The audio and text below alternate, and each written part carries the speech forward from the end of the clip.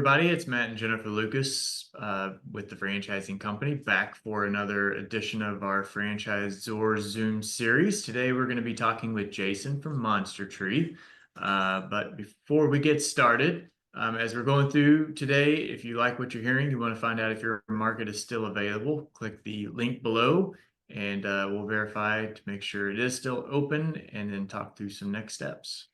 And a little bit of a teaser, as always. So if you're looking for an elite investor model business with an established brand that was first to market, high value, strong multiples, multiple revenue streams, this is it. So Jason, if you don't mind just giving us a little bit of a background on Monster Tree Service. Yeah. Thanks for having me here, Jen and Matt. And so, high level, Monster Tree Service, as you mentioned, is first to market. We created the model. It didn't exist when we came out, and now there's imitators out there, of course. But we're still largest in the space, highest rated in the space. And it's not just because we were first; it's just because we do business a certain way that benefits our owners and our customers as well, of course. So essentially what we do as a company is a little bit more than what you might think, right? You hear Monster Tree Service, you think we just maybe trim trees or remove trees. And that's true. We do that. But we also have an additional line of revenue called Plant Healthcare that gets us on the property every single month. This is recurring. This is subscription-based a model that gets us on that property. These things vertically integrate or cross-sell nicely, right? You can sell someone on tree care where they're doing the plant healthcare work, and vice versa. Plant healthcare is significantly lower cost to the customer, so it allows us kind of get our foot in the door with that lower cost model. Put it this way: the average ticket for tree care work is about $2,000 to $3,000. The average ticket for plant healthcare work is like $100 to $200, right? So it's a lot easier for the home consumer to swallow when given that kind of price tag versus the tree care. Obviously, pretty much every home where I live here in Florida, probably where you live as well, has trees. There's very few parts of the country that don't.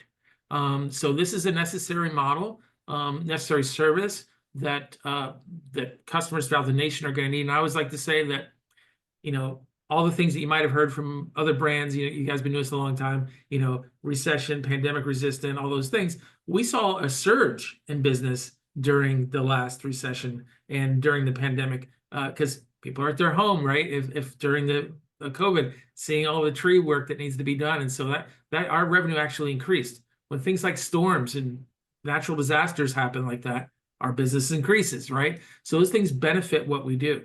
And so this is something that can't be replaced by AI or robots. There's no robots that climb trees and trim them, or drones or any of that stuff. It doesn't exist today. If we get to that point, it's going to be a little scary. Yeah, it's going to be a little crazy. We start seeing drones flying around with chainsaws, right? That's going to be a scary proposition. We're here to stay, and it's always going to be a needed and necessary service, no matter what's going on in the economy or a bug going around or whatever. We're going to be here. Yeah. So it's first thought is that it sounds a little intimidating, taking down trees. That seems like a lot of equipment. Can you touch on what is needed? Yeah, so 70% of the investment is just the equipment. And so that's a good thing, because there's a high barrier to entry, right? Not everybody can do this on this level. In fact, believe it or not, 94% of tree care work in the United States is done by locally owned 1 or 2 man operations that we affectionately call chucks in a truck, right? The guys that you've seen, I've seen, God bless them. They're driving down your street with a beat up pickup truck with a ladder and a chainsaw in the back, and their form of marketing literally is knocking on your door saying, "Hey, can I trim your tree?" That's pretty much as sophisticated as they get. So only 6% of national tree care done is done by national brands like us, right? We're the largest in the franchise space. So when the customer is given that option, right, of the chuck in a truck that's probably not licensed or insured, they drop a tree on your car, good luck getting that repaired. It may not do the right thing for your tree, versus us that show up logoed polos and, giving you a quote on an iPad or tablet, brand new shiny equipment that we start with. it's a radical difference, right? The choice is very clear. So we usually dominate whatever marketplace we go into because that's what we're competing against, right? So yeah, the equipment is a big part of what we do. It does increase the barrier to entry. We're spending around $400 to $500K on that equipment. If you've seen that stuff before, it's big trucks and lifts and stump grinders and all that stuff, chippers. That stuff is not cheap. So we start with brand new because when we first started the brand over a decade ago, we allowed for used equipment, and it was a nightmare. It was one of the worst decisions we ever made because stuff breaks down if it's used, right? You don't know what you're buying until you start to use it and it starts breaking on you. So we don't want that for our franchisees. We want them coming into this fully ready to operate, do the business, not have any headaches whatsoever, be able to operate at a very high level. And not one of our franchisees ever, from the beginning of time to today, ever came from the tree care world. So while it may be somewhat, daunting, like you say, to imagine doing this and never doing tree care work or not coming from the industry, well, you're not alone. Every owner that we've ever opened has been that person. So we train them on everything they need to know. The labor itself is not done by the owner, right? This is skilled labor that in fact, we have something very unique in our brand. We have a talent acquisition team. We go out and hunt and find those talented people on behalf of our owners. So they don't have to worry about, where do I find these people? What questions do I ask them, et cetera. Now, we can't hire them for them, right? It's their business, their decision to make. We basically do everything else, 360 support around the hiring process, scouting, providing, information on what questions you should ask during that interview process. Post-interview, we give advice, thumbs up, thumbs down, right? Is this the right person? Because at the end of the day, whoever you do hire is going to be wearing this logo on their shirt. So we got to make sure that they're the right person for the job. So I would assume, since the investment level is kind of where it's at, and most of it is because of the assets, the equipment, right? Right. That you're probably seeing owners coming in with multi-territories on this brand. Yeah, our average owner has 2.5 territories, if you do the math, right? So let's just say two to three. This model is built for scalability. And what I mean by that is this. Typically in franchising, you guys know this, and every brand I've ever worked for, it's been this way. You buy one territory, and the franchisor is going to say, invest in that territory, right? Hire people, get assets, resources, et cetera. And if you open up a second one, the franchisor is usually going to say, do it again, right? So it's investment times how many territories you have. With us, it doesn't matter whether you start with 1, 2, or 3. It's a 1x investment, because it doesn't make sense to buy 3 sets of equipment when you're first starting out. It's just going to sit there collecting dust until you ramp up and you get enough customers to satisfy the need for that equipment. So you start with one equipment package, one group of employees, bounce around through your territories. And as you scale, we call it scaling on your own terms, you add as needed. And we're not talking about adding a whole nother equipment package or a whole nother set of employees. You're adding one employee, right? Or one more truck, just to meet the demand of the customers. There's also Band-Aids that we do, because when you order equipment, it doesn't just show up overnight, right? You got to wait for it to get delivered. So you can always lease equipment. We have vendor relationships with leasing agencies and places like Sunbelt that do rentals for large equipment. We're going to get you the best price, and we're going to cut the line and get you delivered fast, like next day, right to your job site. So these vendor relationships allow us to do that. This allows you to basically get a lot of territory for cheap, right? You're not having to invest in every territory you open. You're paying a one-time nominal franchise fee compared to what the equipment costs. So it's really a no-brainer. Most of our owners take advantage of the system and buy more than one, either upfront or over time. I love that the leasing relationship there, just because it does allow you to scale right at your pace, but not ever get behind the 8 ball there if you being so busy. So that's fantastic. Right. And so one of the other points that we had talked about in the beginning was the high value and the high multiples. So will you touch on that a little bit? Yeah, absolutely. So, part of this business is that equipment. It adds value to the business, because when you evaluate a business, you're evaluating not just the performance of that business, how much money it makes, but also its assets. And so this is a asset heavy business. That equipment is very, very expensive, and it holds value. It doesn't just drop off like a cliff once you purchase it. It holds value. These are high value resellable assets that, if things go sideways in the beginning and you got to get out, you're going to recoup 70% of your investment, which is not something you could say for most franchises, right? You're pretty much SOL if that happens, right? With this, though, if you go to resell, so the opposite side of that, you grow it to a certain amount of profitability and you want to, retire or whatever, return on your investment.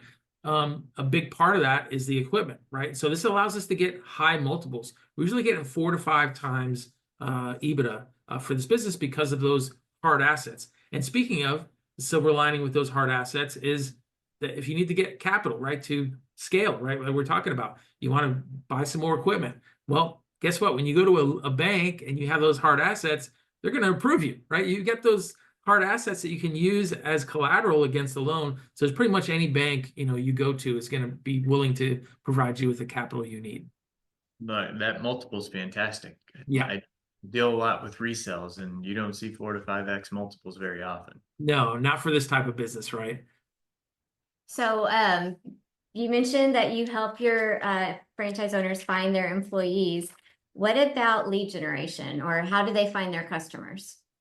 Yeah, so we have an in-house marketing team that does that for them. 80% of what we do is digital. It's kind of the name of the game today. So we're going to drive traffic towards the business, get that phone to ring through digital means, right? SEO, pay-per-click, Google Ads, website, etc., social media. And like I said, your competitors are those local chucks in a truck. They don't have a website. They don't know what SEO is, right? They're not utilizing those services. They're, like I said, knocking our door. They might do something like door hangers or flyers or something like that, but that's pretty much as advanced as they're going to get. So you got to be there. They're going to pick up that, your potential customer is going to pick up that phone, search for your area. And our goal is to get to that top of search, which is, again, fairly easy to do compared to what our competitors are doing. And then in addition to that, the other 20% is that old school print material. So things like direct mail, door hangers, yard signs, things like that still work because we're home service. We're getting directly in that mailbox or on that door for that customer. You're going to have access as an owner to all of we've been doing this for a long time. We have hundreds of assets to choose from, and you just go get it 24/7 to our local marketing portal, pick the one you like, and you can either print it locally, like download it and print it locally, or just tell our vendors, I need 5,000 door hangers, and they'll put them in a box and deliver it right to your doorstep, right? So enables a lot of flexibility with our owners to kind of, maneuver through their marketing. A great point to make when I always talk about that is direct mail, because a lot of times, here in Florida and a lot of the parts of the country, there's these gated communities that you just can't, they don't allow soliciting, you can't do the door hanging, but they can't stop us from getting in the mailbox.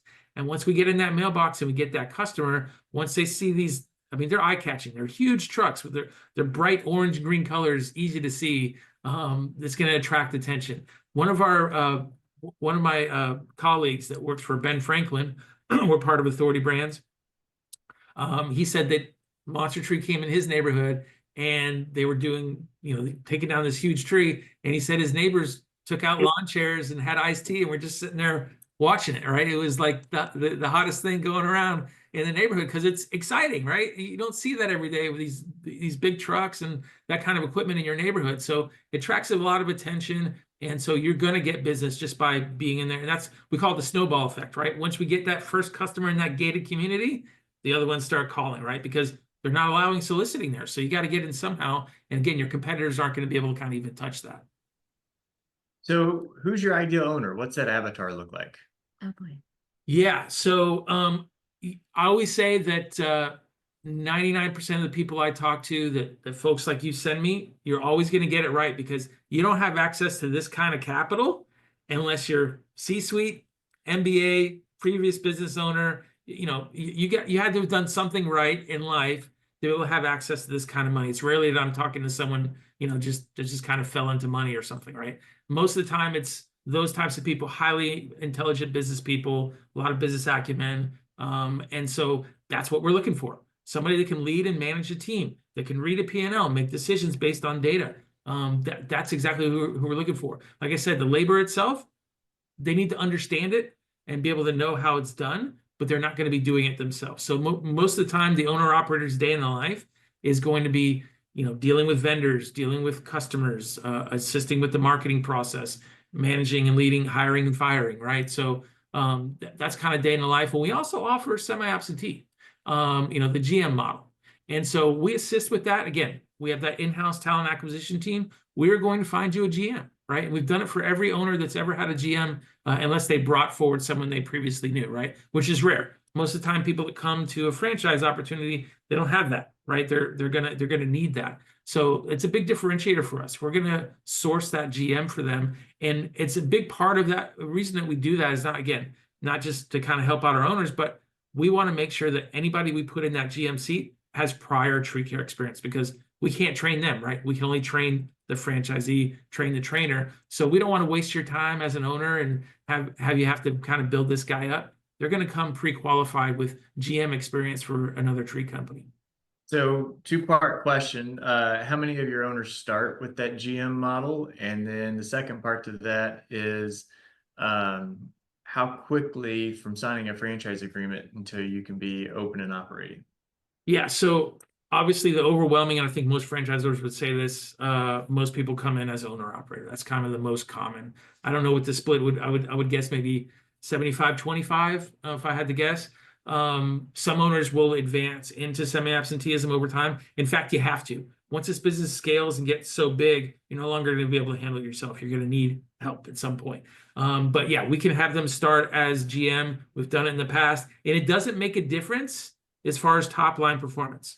If you look at our top 25% top quartile, it's about 50-50 of owner operator, or top 10 is about 50-50. About 5 of them are semi-absentee, 5 are owner operator. So it doesn't matter. They perform just as well. It's just the bottom line is where the difference is made, right? Because you're paying that GM. That's a big chunk of change to pay a GM. The second half of the question was Time to open. time. Yeah. It's usually about 60 to 90 days from the time you sign to the time you launch, because we've got to order equipment, we've got to hire those people, and we have a very nice handy dandy number that we use to kind of help understand the hiring, because that's the biggest part of it. Everything else is equipment's pretty rote. We know what to do. We've done this a lot of times. All the other training, everything else is very easy to do. Not a lot of time involved there. It's really the hiring process that takes up the most time. So we have the 30, 60, 90-day rule. 30 to hire a ground person, which is like the lowest person on the totem pole, less skilled. 60 days to hire a climber, and then 90 days to hire a GM. So two employees and maybe a GM to start, is that, or how many employees to start? Yeah, good question. So it's 2 climbers. There's a lead climber who acts as crew leader, the person that makes decisions day to day on what gets done when and where.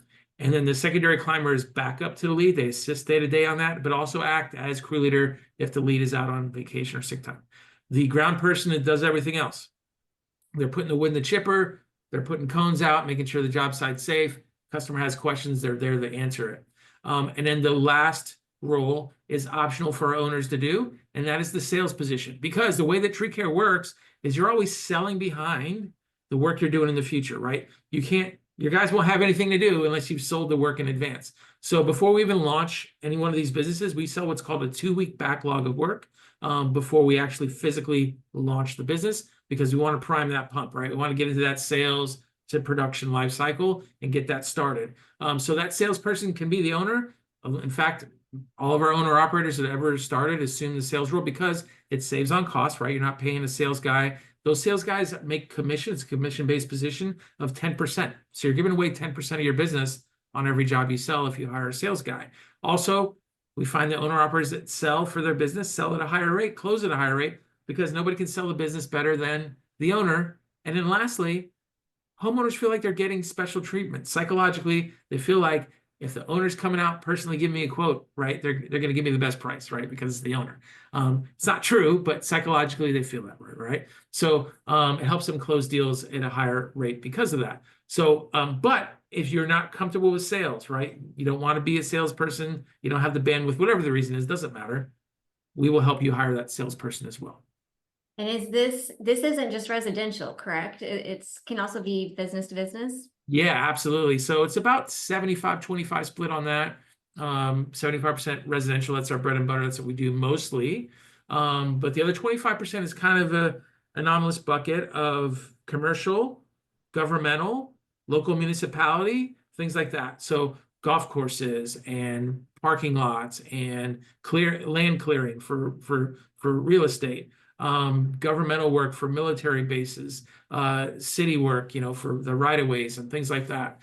So that again, that 25% is part of that. But there's something that's important to point out that you just reminded me of. We're part of something called Bid Prime USA. So what is that? So this is the largest bidding organization in the United States. And so when you know these large governmental organizations and commercial companies, they don't just go to Google and find a tree care company, right? They put it out to bid because these are large jobs and they have multiple vendors apply for that bid. And so we want to make sure we're getting those big jobs. And so we pay as a company for the Bid Prime USA service. And essentially the way it works is we're usually on average getting 40 to 50 bid opportunities a day nationally. And we're driving those down to the local level, right? And it doesn't stop there. We have what's called a business advisor. And this is someone that's local in their area that works for us, that's a certified arborist, has a lot of tree care experience, and they're going to help them put that bid together. Because again, none of our people are from the tree care world. They're not going to know how to do that. They're going to make sure they dot their I's and cross their T's and the bid is perfect so they can submit it for those large jobs. And so, you know, that's how we get our foot in the door. And again, your competitors, those chucks in a truck, they're not going to qualify. They can't even put a bid in because they don't have the right licensing, the right insurance, the right bonding in place to be able to even just to get your foot in the door and start the conversation, much less get the job. Nice. That's awesome. I didn't know about that. And just a side note, Matt would never qualify as a tree climber. He fell out of a tree last year. Oh no. Oh no, yeah. Stay out of trees. It's scary, but we like to give him a hard time. You know, it's one of those things you think you're never too old to do something. That's right. That's right. Yeah. Yeah. I mean, I climb a tree every year for Christmas because we have these lights that we hang from the tree. And that's my once a year tree climbing experience. And it's very scary. I think I've retired. Okay. You're going to hire out. Otherwise, where are you targeting? I know that there are a lot of sold areas, but there's a lot of open ones. Where are you targeting? Yeah, so I'd say our three major targets are going to be Texas, California, and Florida. We have we're a Northeast company. We started out of the Northeast in Pennsylvania, so that's kind of naturally where we grew from. So a lot of that is sold out. But I would say our hottest markets right now are Miami, Fort Lauderdale, Daytona, Orlando. As far as Florida is concerned, Texas, the DFW area is not wide open, but there's a lot of good stuff still there. San Antonio, Texas, and then California, pretty much wide open. We have some stuff sold in the Bay Area, but Southern California, Northern California, pretty much wide open. Nice. I'm surprised to hear DFW still has availability. It's always Nice. one market to be sold. Awesome. Yeah. We have, I think, 2 owners there. But again, our territories are 200,000 people. So we don't give a lot away per territories. Allows us to give a lot of opportunity for others. Nice. All right. Anything that we left out? I don't think so. Trying to think of what else would be. The only thing we talked about, but we've touched on other authority brands, but just the backing of the authority brand. So I know everybody's watched all of our videos, so it's probably important just to talk about how important that is. Yeah, it is. So we have we have 15 brands under one umbrella. And under those 15 brands, there's something like 1,200 owners across those 15 brands. And so why is that important? It gives us buying power, right? We have something called BuyMax. That's a company we own that's kind of part of the Authority Brands. And their job is to scout and source vendors and get us create those bulk vendor relationships to get us the best pricing on everything. And some things you may not think of, which I think is very important, will be important to your clients. I hear it all the time on the call. Hey, I'm going to quit my job, but where am I going to get health insurance from? Right? It's a scary proposition. It's great. I'm going to start this new business and be on my own, but I'm used to having health insurance, right? So part of being a business owner, and you guys know this, you got to cover your own health insurance, but we're going to get you the best price I can tell you countless stories and anecdotes of where they've heard, because of our BuyMax buying power, they're getting better pricing for health insurance than they were getting through their company, because we have a lot of buying power. And so it's that's a great example of something you may not be thinking about, but the rest is, insurance for the business, the equipment, vendor relations for that, right?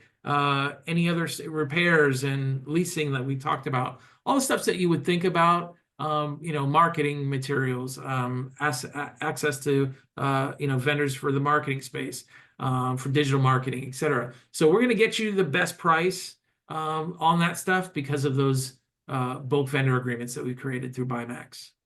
Awesome. All right. Well, Jason, thank you so much for the time. Again, if you'd like to see if your market is still available, click the link below or shoot me a text at 270-215-2844. And we'll verify that it's still open and talk through these next steps. So Jason, appreciate your time today and just informing us more about Monster. Fantastic. Pleasure being here. Thanks again, guys. Thank Right. you, Jason. Hey, thanks for watching our interview. Hey, thank you so much. There's a lot of opportunities out there. Be sure to check out the other videos and let us know if we can help.